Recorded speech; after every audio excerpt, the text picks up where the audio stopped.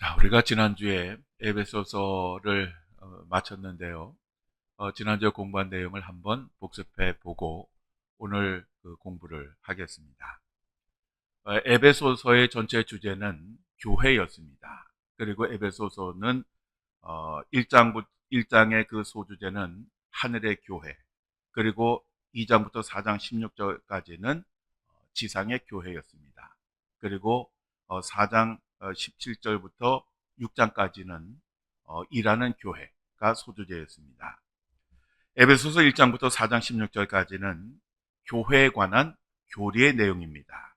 그리고 그 이후는 교리를 바탕으로 하는 실천에 관한 그러한 권면입니다. 바로 이러한 패턴이 사도 바울의 서신에 나타나는 기본적인 그러한 패턴입니다.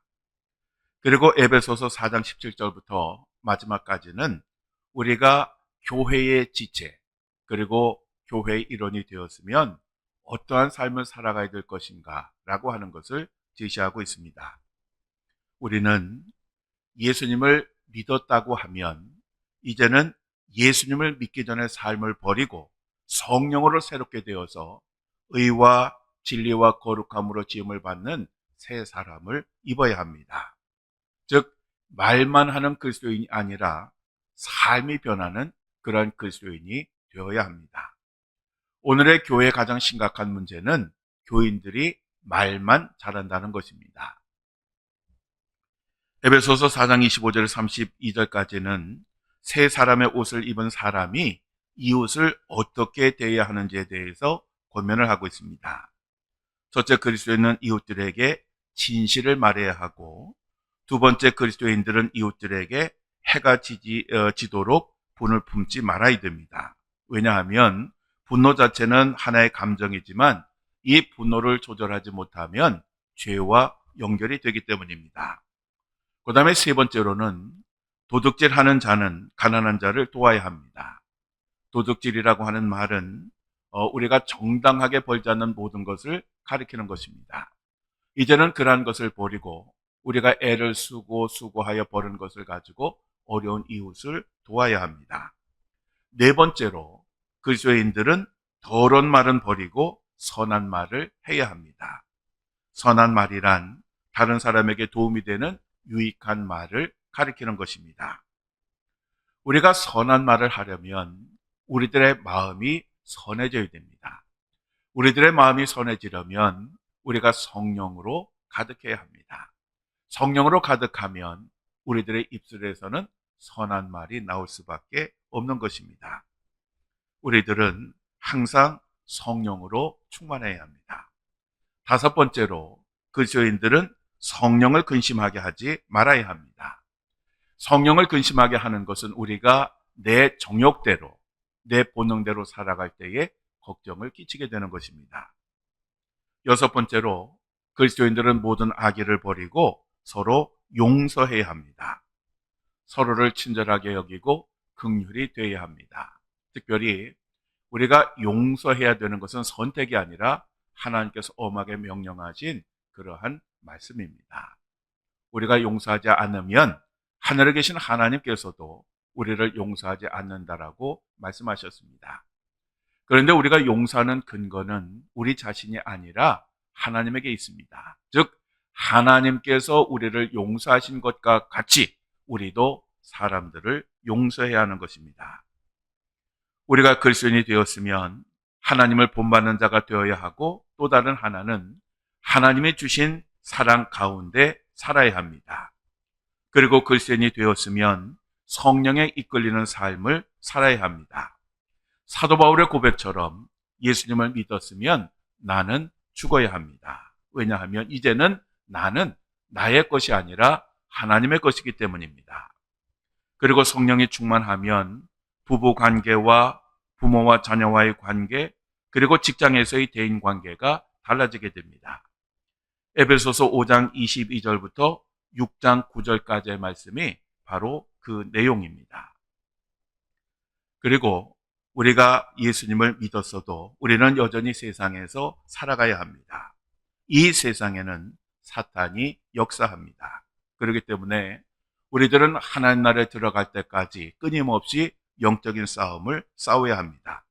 이 싸움에서 우리가 승리하려면 반드시 무장을 해야 합니다. 그것을 하나님의 전신갑주라고 하는데, 즉 우리는 진리의 허리띠, 의의 가슴 보호대, 평안의 복음의 신, 믿음의 방패, 구원의 투구, 성령의 검으로 확실하게 무장을 해야 합니다.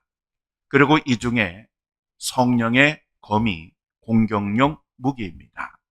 즉 다른 것들은 다 방어를 위해서 쓰이는 것이지만 이 성령의 검은 마귀를 공격하는 데 쓰는 것인데, 바로 이 성령의 검이 하나님의 말씀입니다.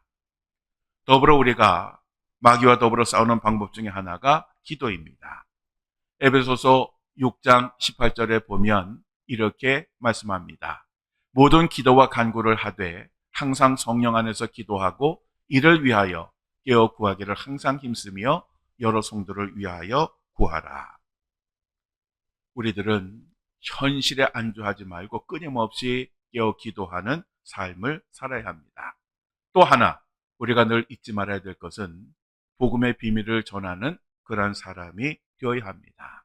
왜냐하면 이것은 모든 교회에게 명령하신 예수님의 명령이기 때문에 그렇습니다. 그리고 에베소서 6장 21절부터 22절까지는 사도 바울이 에베소 교회에 평안과 믿음을 겸한 사랑과 은혜가 있기를 기도하면서 에베소서를 마무리하였습니다. 자, 여기까지가 우리가 지난주에 공부한 내용이고, 오늘부터 3주 동안은 빌립보서를 공부하겠습니다. 빌립보서의 주제는 크리스찬의 활력입니다. 여기서 이 크리스찬의 활력이라고 하는 것은 기쁨을 의미하는 것입니다. 이 빌립보서는 전체가 4장으로 구성이 되어 있습니다. 짧은 그런 서신입니다. 그런데 이 서신에 보면 기쁨이라고 하는 이 단어가 무려 14번이나 기록이 되어 있습니다. 빌립보서도 세 부분으로 나누어지는데 1장 1절부터 26절까지, 그리고 1장 27절부터 2장까지, 그리고 3장부터 4장까지로 구성이 되어 있습니다. 사실 이 빌립보서가 기쁨에 관한 그런 서신이긴 하지만 당시 사도 바울이 마냥 기뻐할 수 있는 상황은 아니었습니다. 왜냐하면 이 사도 바울이 빌립보서를 기록할 당시에 사도 바울은 로마의 감옥에 있었습니다. 또 그를 시기하고 미워하는 사람들의 그 관계가 틀어져 있는 그런 상황이었습니다. 뿐만 아니라 사도 바울은 언제 죽을지 모르는 그러한 상황에 있었습니다. 그런데 이러한 상황 가운데 있었음에도 불구하고 사도 바울은 기쁨을 잃지 않았고, 더불어 이 빌립보 교회 성도들에게 항상 기뻐하라고 그렇게 권면을 하였습니다. 그래서 이 빌립보서의 핵심 구절은 4장 4절입니다. 주 안에서 항상 기뻐하라. 내가 다시 말하노니 기뻐하라. 당시 빌립보 교회는 사도 바울이 로마의 감옥에 수감되었다고 하는 이야기를 듣고 깜짝 놀라서 이 사도 바울을 위해서 헌금을 해서 그 돈을 에바브라디도 편으로 로마에 보냈습니다. 당시 로마 감옥은 수감자들에게 음식을 제공하지 않았습니다. 즉 스스로 해결해야 됐고, 그래서 사도 바울에게는 음식을 사기 위한 돈들이 필요했습니다. 그래서 이 빌립보 교회가 이것을 스스로 감당을 한 것입니다. 뿐만 아니라 이 에바브로를 사도 바울에게 보냈지만 단순히 돈만 전달하는 것이 아니라 감옥에 있는 이 바울이 불편한 것이 많으니 이 사도 바울을 정성을 다해서 잘 섬기라고 그렇게 보냈습니다. 그래서 이 에바브라디도가 정말 정성을 다해서 이 사도 바울을 섬겼는데, 문제는 그렇게 섬기다 보니 병이 났습니다. 어느 정도 심각했냐 하면 죽을 수도 있는 그러한 병에 걸렸습니다. 그런데 하나님께서 은혜를 베풀어 주셔서 이러한 병이 치유가 되었습니다. 그러자 사도 바울은 이 에바브라디도 때문에 빌립보 교회 성도들이 걱정하고 염려할 것을 생각해서 이 에바브라디도를 다시 빌립보로 보냈습니다. 보낼 때에 이 빌립보 교회 성도들에게 서신을 하나 써서 보냈는데 바로 그것이 빌립보서가 된 것입니다. 원래 빌립보라고 하는 이 도시는 알렉산더 대왕의 아버지인 필립 2세가 금광을 보고 건설한 그러한 도시로서 아시아와 로마를 잇는 아주 중요한 교통의 요지였습니다. 그리고 이 빌립보라고 하는 이름은 필립 2세라고 하는 그 이름을 따서 지은 그러한 이름입니다. 그런데 BC 168년에 로마가 페르시아 제국을 무너뜨리고 이곳을 점령을 하였고 그 이름은 그냥 그대로 두었습니다. 다만 그 이후에 이 로마 제국은 군인들 가운데 은퇴한 군인들을 이 빌립보에서 정착할 수 있도록 지원을 했습니다. 그래서 이로 인해서 이곳 출신들은 대부분 로마 시민권자가 될 수가 있었고 각종 특혜를 누릴 수가 있었습니다. 특별히 이 지역은 로마 총독의 지배권이 없을 정도로 아주 자율권을 행사할 수 있는 그러한 지역이었습니다. 이 빌립보는 사도 바울이 제2차 전도 여행 때에 유럽으로 건너가서 처음으로 복음을 전한 곳이 바로 이 빌립보였습니다. 즉, 이 빌립보 교회는 유럽 최초의 교회. 그러니까 이방 선교를 위해서 부름을 받은 사도 바울이 정말 이 유럽에 정말 처음으로 세운 그러한 교회가 이 빌립보 교회였습니다. 그리고 제3차 전도 여행 때도 이 빌립보에 사도 바울이 방문을 했는데 후에 이 빌립보 교회는 사도 바울의 그 사역을 아주 물심양면으로 도운 그러한 교회가 되었습니다. 이 빌립보는 1914년부터 발굴이 되기 시작했는데 지금까지 전체의 3분의 1 정도밖에 발굴하지 못했습니다. 왜냐하면 그만큼 유적지도 많고 돈도 많이 들기 때문에 그렇습니다. 그런데 이때 발굴했을 때에 빌립보 교회와 사도 바울과 그 신라가 수감되었던 그 감옥이 발굴이 되었습니다. 그리고 이 빌립보에는 루디아 기념교회도 세워져 있습니다. 원래 이 빌립보는 사도 바울이 제2차 전도 여행 때 세운 교회이긴 했지만 원래 계획에 들어 있었던 것은 아닙니다.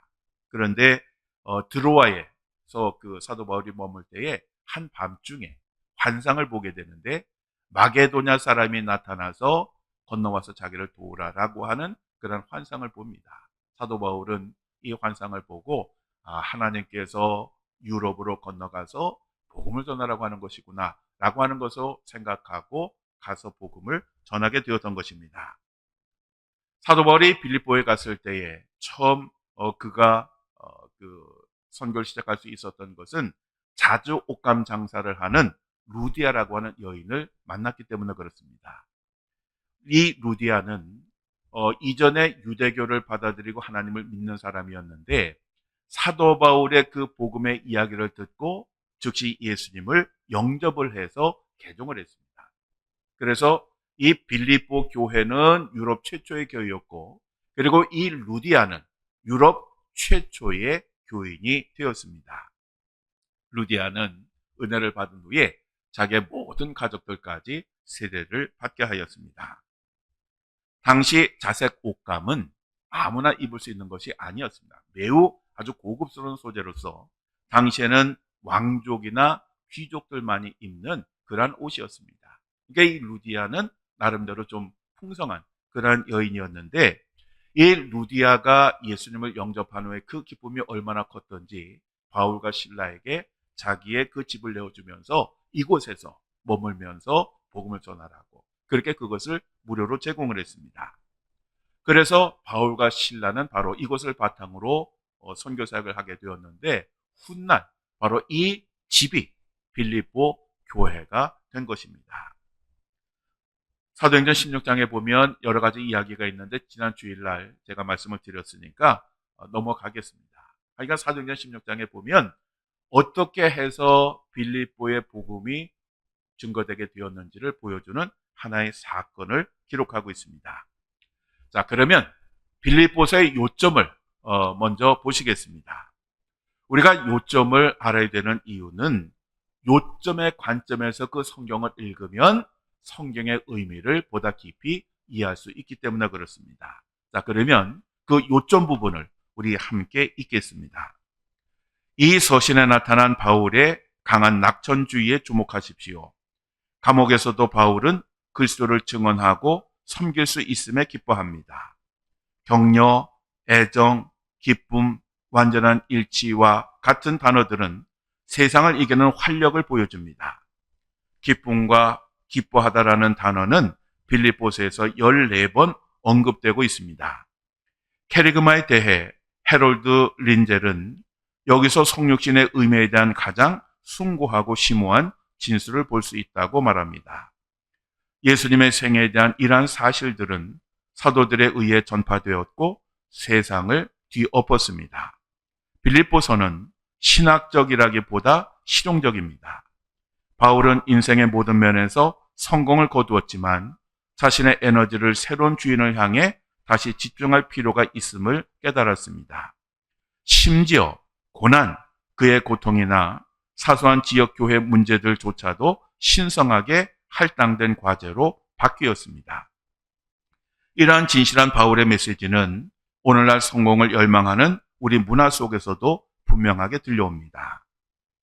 그러나 무엇이든지 내게 유익하던 것을 내가 그리스도를 위하여 다 해로 여길 뿐더러 또한 모든 것을 해로 여김은 내 주 그리스도 예수를 아는 지식이 가장 고상하기 때문이라. 내가 그를 위하여 모든 것을 잃어버리고 배설물로 여김은 그리스도를 얻고. 여기서 이 캐리그마라고 하는 말은 설교를 가리키는 것입니다. 자, 이제 이 요점을 가지고 이제 빌립보서를 시작하겠습니다. 오늘은 빌립보서 1장 1절부터 26절까지 공부를 하는데 이 부분의 소주제는 활력이 넘치는 옥중생활입니다. 활력이 넘치는 옥중생활. 말이 좀 이상하죠. 그런데 우리가 이 내용을 잘 보면 이 말씀이 충분히 이해가 됩니다. 사도 바울이 로마로 가게 된 이유는 당시 로마는 세계를 지배하고 있었고 사도 바울이 생각하기에 이 로마를 복음화하면 세계의 복음을 전할 수 있을 것이다라고 하는 그러한 생각 때문이었습니다. 그래서 사도 바울은 자신을 로마로 보내달라고 하나님께 기도를 드렸고 하나님께서 그 기도를 들으시고 응답하셨습니다. 그런데 문제는 사도 바울이 로마로 갈 때에 자유로운 신분으로 간 것이 아니라 죄수의 신분으로 갔다는 것입니다. 우리가 생각하기에는 굳이 이 죄수의 신분이 아니라 로마 시민권을 가지고 있으니까 그가 자유의 신분으로 갔다고 하면 더 많은 일을 하지 않았겠느냐라고 그렇게 생각할 수 있지만 결과론적으로 보면 그의 선택이 옳았음을 보게 됩니다. 우리가 하나님께서 하시는 일을 우리 인간의 이 머리를 가지고 모든 것을 다 이해할 수가 없음을 바로 이 사도 바울의 사역을 통해서 볼 수가 있습니다. 그렇지만 죄수의 신분으로 로마에 있다라고 하는 것이 사실 결코 편한 것은 아니었습니다.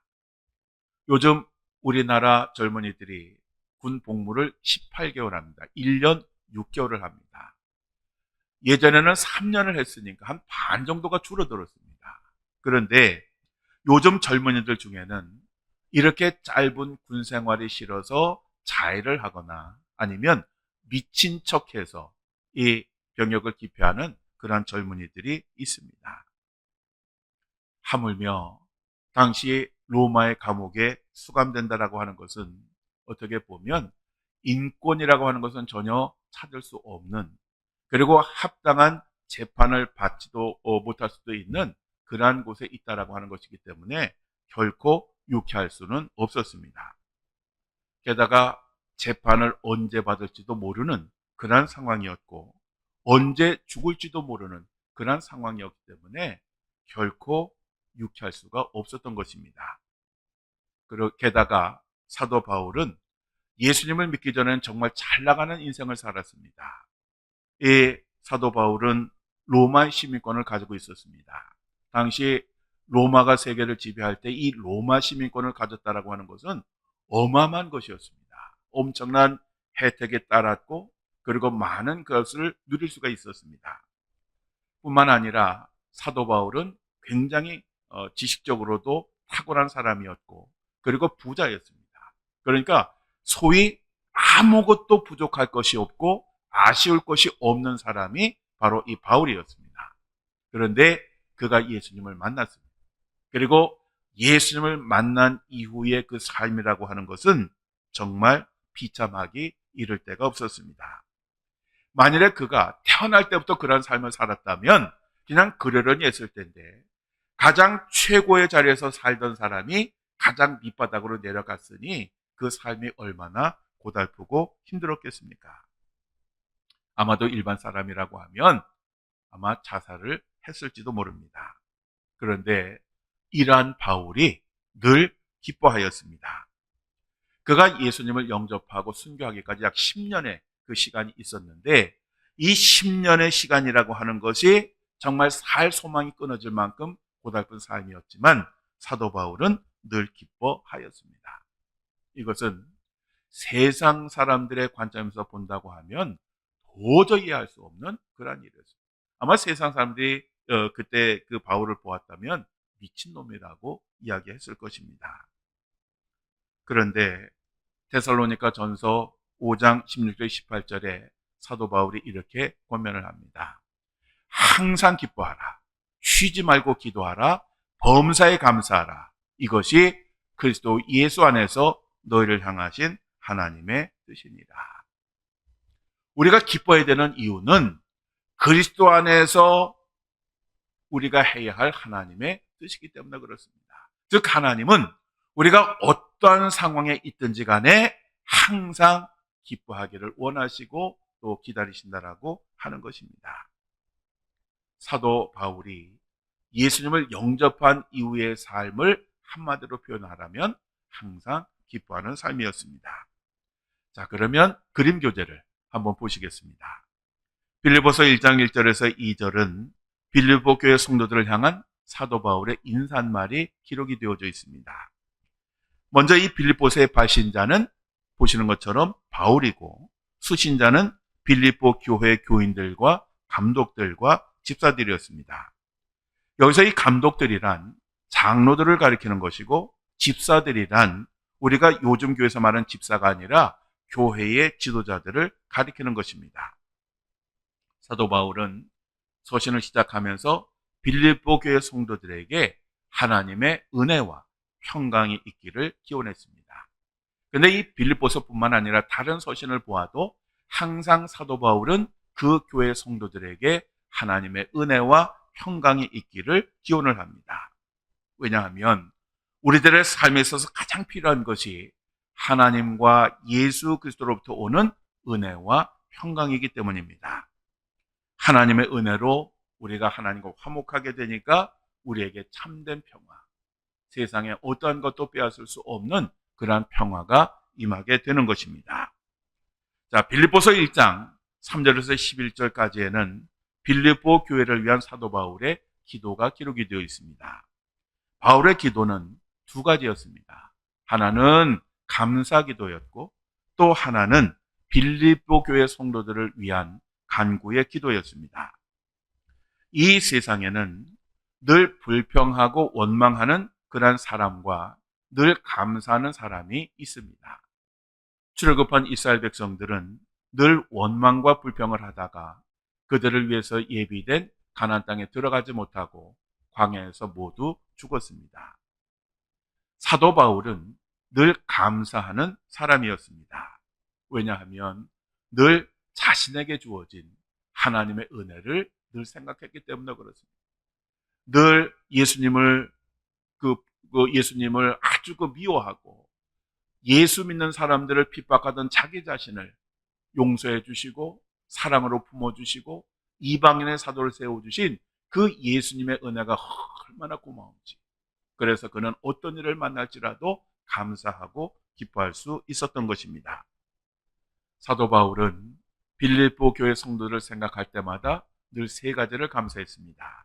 그 첫 번째는 빌립보 교회 성도들이 복음을 위한 일에 참여한 것을 인하여 감사하였습니다. 본문 5절에 보면 너희가 첫날부터 이제까지 복음을 위한 일에 참여하고 있기 때문이라 라고 사도 바울이 얘기를 합니다. 이 빌립보 교회 성도들은 사도 바울에게 복음을 들은 그 순간부터 지금 로마의 감옥에 갇혀 있는 바로 그 순간까지 사도 바울을 적극적으로 도우면서 선교사에게 참여를 하였습니다. 어쩌다 한번 한 것이 아니라 하여간 처음부터 그때까지 지속적으로 변함없이 그 사역에 참여했던 것입니다. 두 번째로 주님께서 주신 확신, 빌립보 교회 성도들 안에서 착한 일을 시작하신 이가 그리스도 예수의 날까지 이루실 줄을 확신하는 것에 대해서 감사를 하였습니다. 여기서 착한 일이라고 하는 것은 구원의 은혜를 이야기하는 것입니다. 바로 이 구원의 은혜를 하나님께서 끝까지 예수님께서 재림하신 날까지 이루실 것을 확신했기 때문에 그들이 구원받은 것에 대해서 늘 감사를 했던 것입니다. 그리고 세 번째로 그들이 은혜 참여한 자가 된 것 때문에 감사를 하였습니다.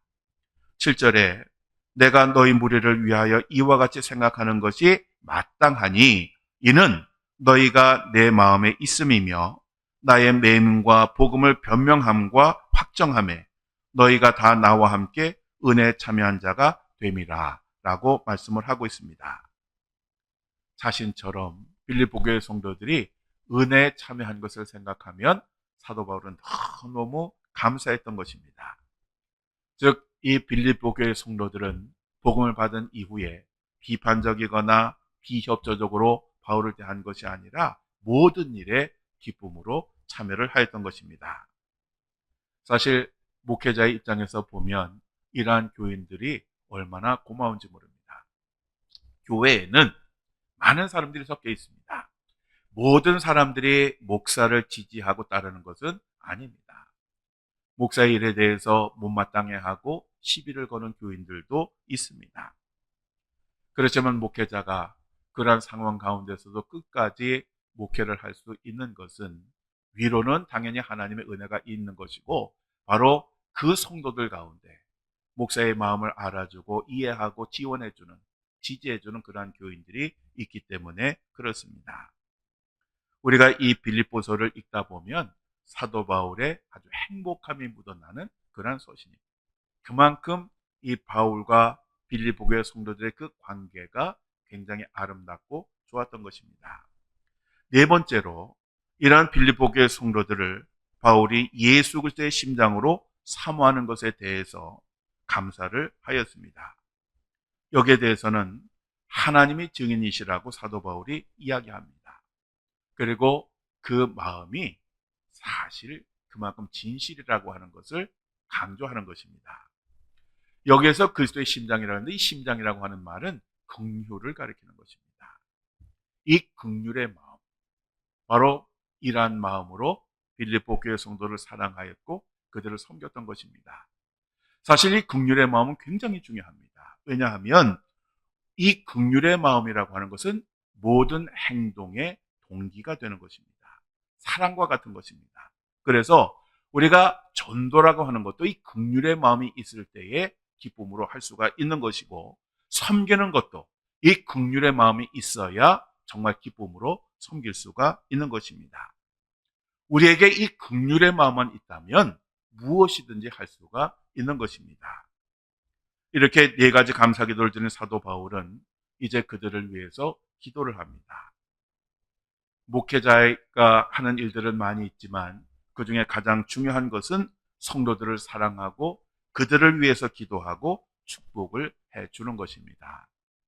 사도 바울은 빌립보 교회 성도들을 생각하면서 네 가지를 기도하였습니다. 첫 번째는 사랑 안에서 지식과 총명이 풍성하게 해달라고 하는 것이었습니다. 여기서 지식이라고 하는 것은 하나님을 아는 지식을, 그리고 총명은 분별력이나 통찰력을 의미하는 것입니다. 우리들에게 지식과 총명이 있는 것은 중요하지만 이것은 그리스도의 사랑을 바탕으로 해야 합니다. 만일 그리스도의 사랑이 없다면 이 지식과 총명이라고 하는 것은 사람을 교만하게 만들고 비판적으로 만들고 냉정하게 만들어서 그 사람의 인생을 망치게 됩니다. 두 번째로 사도 바울은 지극히 선한 것을 분별하게 해달라고 기도하였습니다. 10절 전반부에 너희로 지극히 선한 것을 분별하며 라고 말씀하고 있습니다. 선한 것을 분별한다 라고 하는 것은 더 중요한 것을 시험하여 증명하는 것을 의미하는 것입니다. 즉 예수님을 바로 아는 것을 의미하는 것입니다. 우리 그리스도인들이 예수님을 믿었으면 주님의 뜻이 무엇인지를 항상 알 수 있어야 됩니다. 그래야 하나님께서 기뻐하시는 삶을 살 수가 있는 것입니다. 믿음이 미숙한 사람들의 특징은 분별력이 없다는 것입니다. 그래서 그들은 사탄의 유혹과 시험에 아주 쉽게 넘어가게 됩니다. 그렇지만 믿음이 성숙한 사람들은 무엇이 더 귀하고 무엇이 더 중요한 것인가 하는 것을 분별하기 때문에 사탄의 유혹에 넘어가지도 않고 흔들리지도 않고 끝까지 믿음의 길을 걸어가게 되는 것입니다. 세 번째로 사도 바울은 진실하여 허물이 없도록 해달라고 기도하였습니다. 10절 후반부에 또 진실하여 허물 없이 그리스도의 날까지 이르고 라고 말씀합니다. 여기서 진실하여 허물 없이라고 하는 이 말씀은 보석을 감정할 때 쓰는 그런 단어입니다. 즉, 진실을 가지고 모든 것들을 살펴보라고 하는 그런 이야기입니다. 프랑스의 루이 14세의 생전에 있었던 그러한 일입니다. 어느 주일이 되어서 루이 14세와 왕족들이 교회에 갔습니다. 그런데 교회에 갔는데 교회에 아무도 없었습니다. 다만 왕실 설교자인 푸넬른 대주교만 있었습니다. 그러한 모습을 보고 놀란 왕이 대주교에게 모든 사람들이 다 어디에 있습니까? 왜 오늘은 아무도 출석하지 않았습니까? 라고 물었습니다. 그러다 대주교가 이렇게 대답했습니다. 제가 폐하께서 오늘 이곳에 오시지 않을 것이라고 광고했기 때문입니다. 왜냐하면 저는 누가 하나님께 예배를 드리러 오는지 아니면 단지 폐하에게 아첨하러 오는지를 알기를 원했기 때문입니다. 즉, 그 교회에 가득했던 그 교인들은 하나님이 아니라 왕을 보고 출석을 했던 것입니다. 사실 겉으로 하나님을 섬기고 사랑하는 것은 어렵지 않습니다. 그러나 그러한 것은 하나님께 절대로 인정을 받을 수가 없습니다. 왜냐하면 우리 하나님은 우리들의 마음, 중심을 보시는 분이기 때문에 그렇습니다. 그러니까 하나님께서는 우리가 어떤 목적으로 예배를 드리러 왔고 어떤 마음으로 예배를 드리고 있는지를 아시기 때문에 그러한 것을 보시고 그 예배를 받으시는 것입니다. 그러므로 우리들은 항상 속으로부터 진실해야 합니다. 네 번째로 사도 바울은 의의 열매가 가득하게 해달라고 기도하였습니다. 이 의의 열매라고 하는 것은 성령의 열매라는 말로 바꿀 수도 있습니다. 왜냐하면 의의 열매란 예수 그리스도로 말미암아 맺히는 그러한 열매이기 때문에 그렇습니다.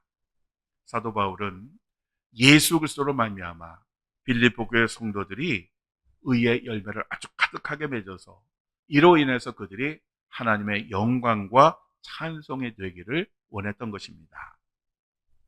우리는 항상 이러한 의의 열매를 맺으려면 예수님에게 붙어 있어야 됩니다.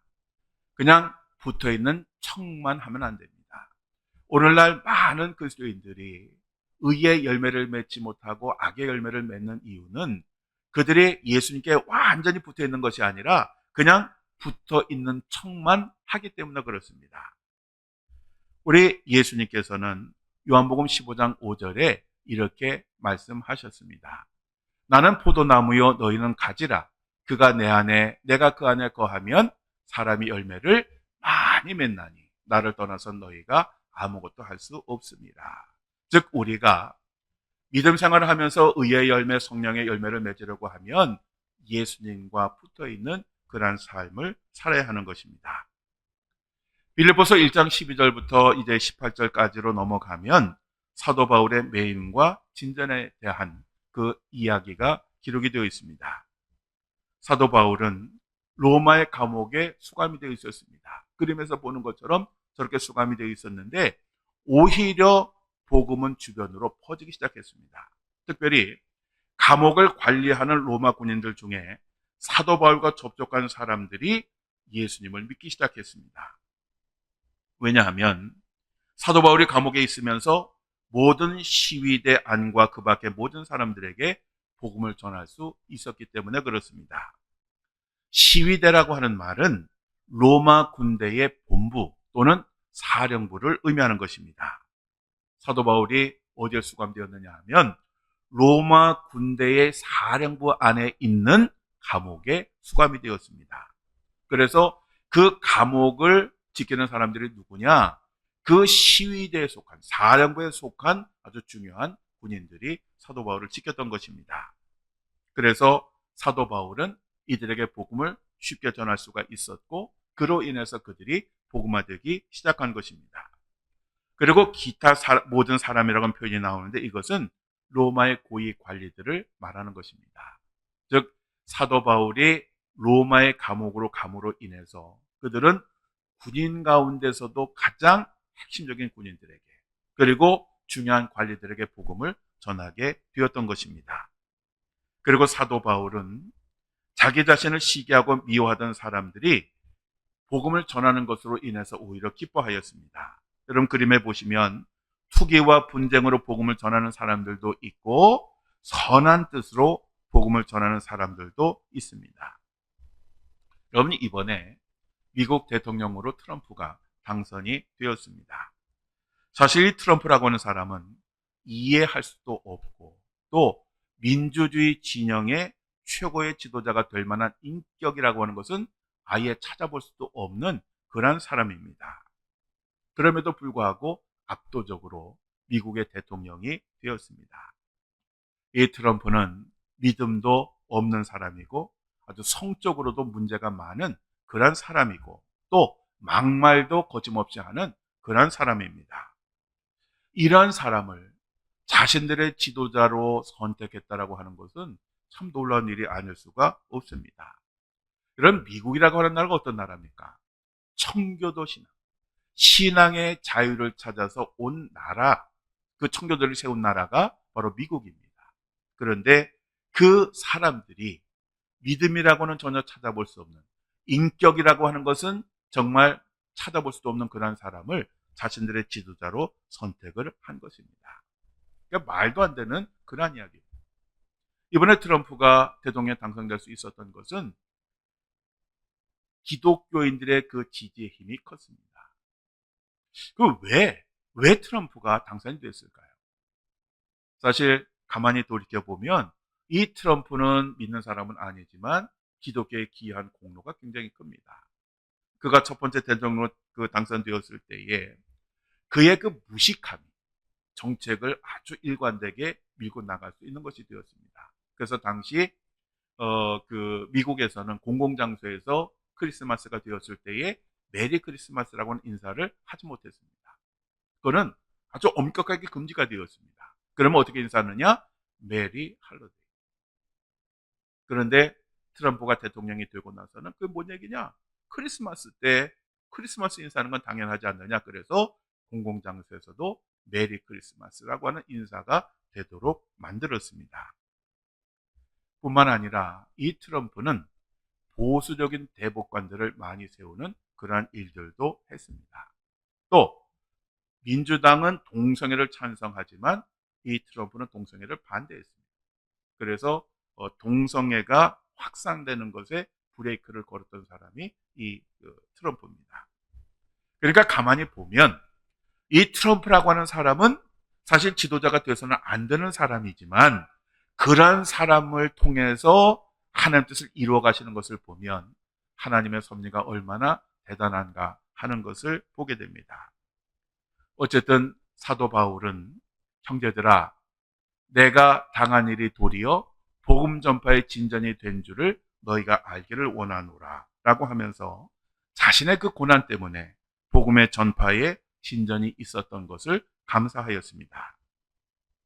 우리가 신앙생활 하다 보면 자칫 위험한 생각을 가질 때가 있습니다. 즉 하나님의 일을 하는 사람은 늘 건강해야 하고 형통해야 하고 능력을 잘 발휘해야 한다는 것입니다. 그래야 사람들이 살아계신 하나님을 보고 예수님을 영접하고 그리고 하나님께 영광을 돌리게 될 것이라고 하는 것입니다. 전적으로 틀린 말은 아닙니다. 사람들은 우리가 형통한 것을 보고 예수님을 영접하는 것이 맞습니다.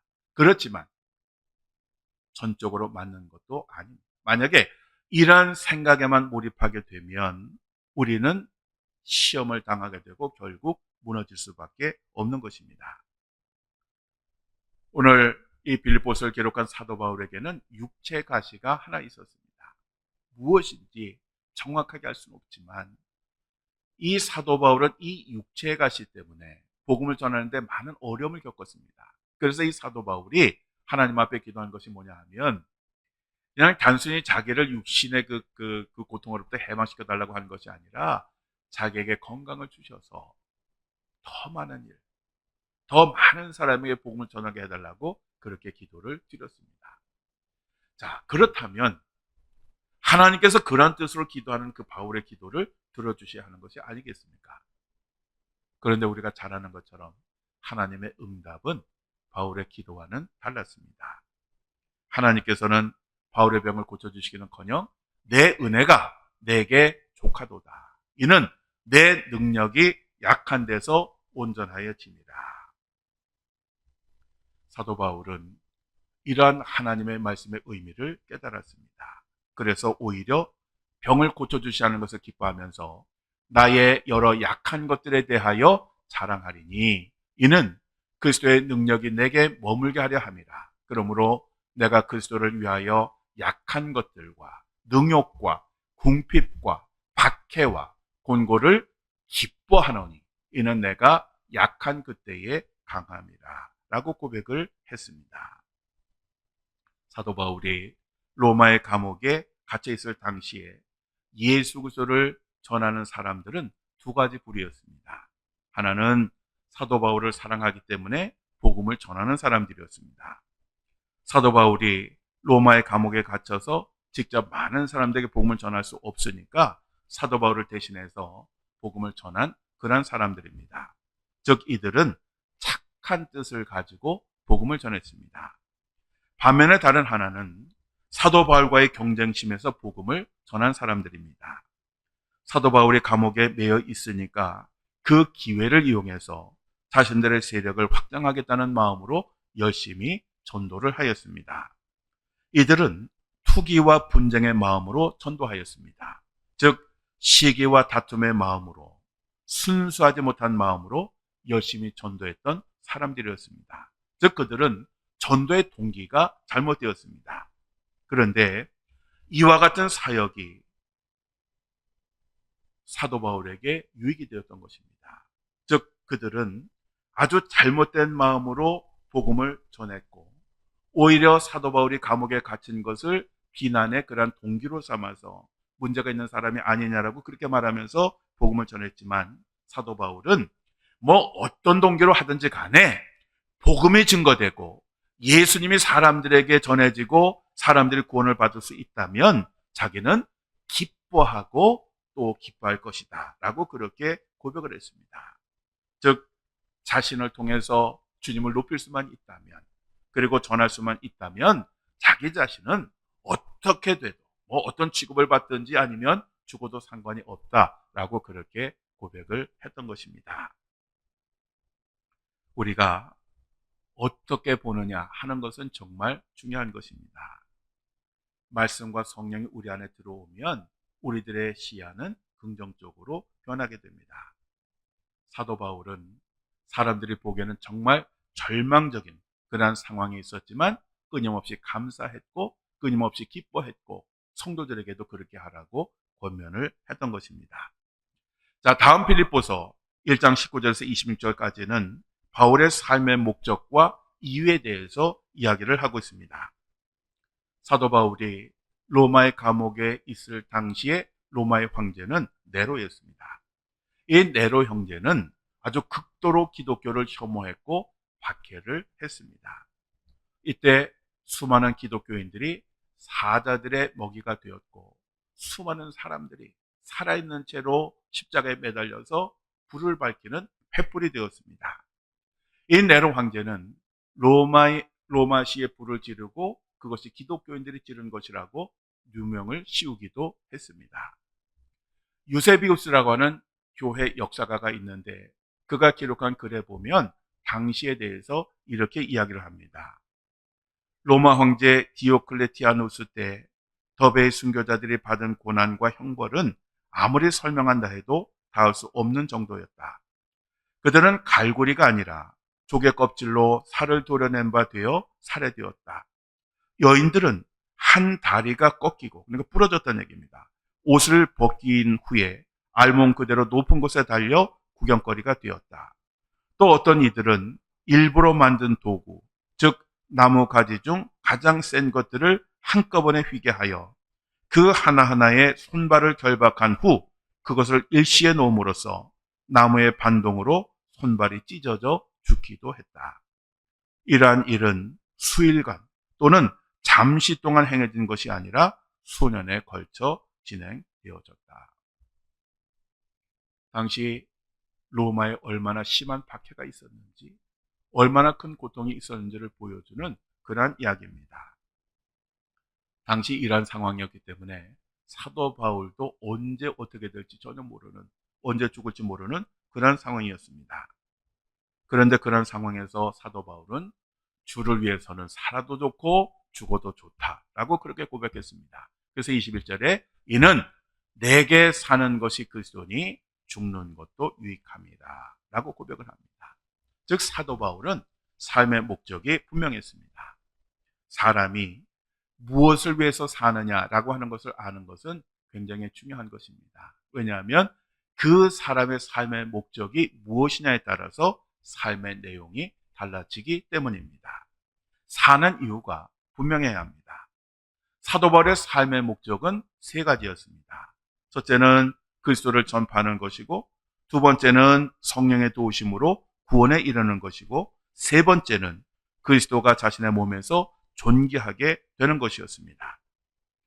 그리고 이 사도 바울이 사는 이유가 무엇이었느냐? 첫째는 그리스도 때문에 살고, 두 번째로는 성도들의 믿음의 진보, 즉 믿음의 성장을 위해서 살고, 세 번째로는 자신으로 말미암아 그들이 풍성하게 되기를 원해서 산다. 그렇게 이야기를 했던 것입니다. 그래서 24절부터 26절에 이렇게 말씀을 합니다. 내가 육신으로 있는 것이 너희를 위하여 더 유익하리라.